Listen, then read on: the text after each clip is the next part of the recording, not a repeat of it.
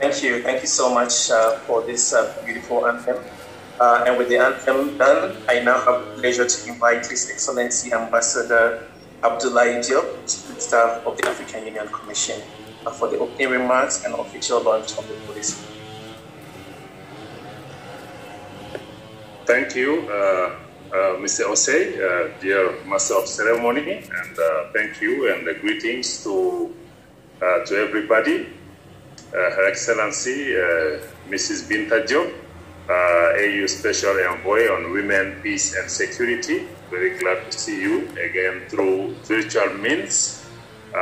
Fellow guests and dear partners from the African Development Bank, dear colleagues and friends at the AU ECOSOC, dear members of the non-state actor participants, and the representative of the media, all protocol observes. The COVID-19 pandemic is an unprecedented crisis that has been met on the continent with also an unprecedented collective response. From the moment the COVID outbreak reached out the continent, the African Union Commission, through the Africa CDC and the Department of Social Affairs, took swift and coordinated action to support our member states and the African people. The African Union Commission acknowledges that civil society has a critical role in global pandemic and economic recovery. In the wake of the crisis, civil society can serve as an advocate, a watchdog, but also a trusted authority. I wish to stress that the African Union attaches the highest significance to the effective participation of the civil society in the policy processes in the Union, as stipulated in the Constitutive Act of the Union. As a technical advisory organ of the African Union, it is imperative to see the critical role you have played in the fight against this pandemic. As such, it gives me great pleasure to be able to speak on behalf of His Excellency Moussa Faki Mahamat, Chairperson of the African Union, to speak to such a diverse and inspiring audience of non-state actors in the spirit of cooperation between the African Union and the civil society within the framework of ECOSOC. Allow me also to switch to French for part of my speech. I will come back again to English later on. So I will allow maybe our colleagues who are Anglophone to also take the translation from French. I want to, at this point, to quote Chairperson Moussa Faki Mahamat. Le président de la Commission, à l'entame de la crise, je voudrais le citer, a mis l'accent sur un point important. Je le cite. La crise actuelle, qui a pris de court l'humanité tout entière, a provoqué presque partout une attitude de repli sur soi.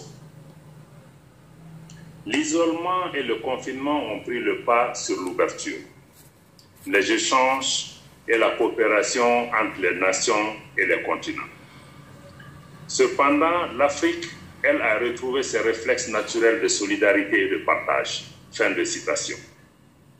C'est ainsi que dès les premiers signes de la pandémie, les ministres africains ont élaboré une stratégie, se sont réunis à Addis Abeba en février de cette année et ont élaboré une stratégie continentale que nous connaissons tous. C'est dans ce cadre que l'Afrique a mobilisé ses ressources propres pour mettre en place un fonds de riposte financé par ses propres États membres, les institutions du secteur privé, mais aussi par des citoyens africains. Articulée sur la prévention et le traitement de la pandémie, cette stratégie continentale s'attelle aussi à la réduction des conséquences dramatiques sur la vie économique et sociale des populations africaines et des États également. Et en tant que représentant de la société civile et de ces populations, je crois que vous avez un rôle important à jouer. Aujourd'hui, notre continent enregistre chaque jour des cas de plus en plus élevés de la pandémie. Donc, mais pour contenir cette situation l'Union africaine a lancé une initiative qu'on appelait PACT, Partnership for Accelerated Testing on the Continent.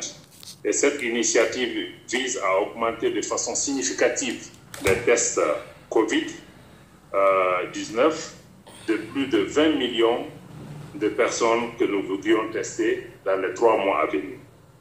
Mais aussi, cette initiative PACT vise à déployer plus d'1 million de main-d'œuvre communautaire au niveau des États et aussi à établir une plateforme continentale d'achat qui vise à former plus de 100 000 travailleurs de la santé au niveau de nos États.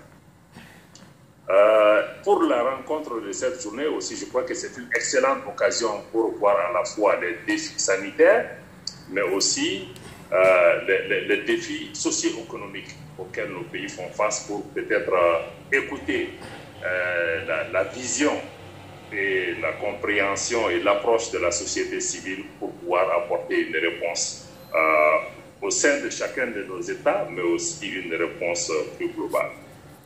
Sur le plan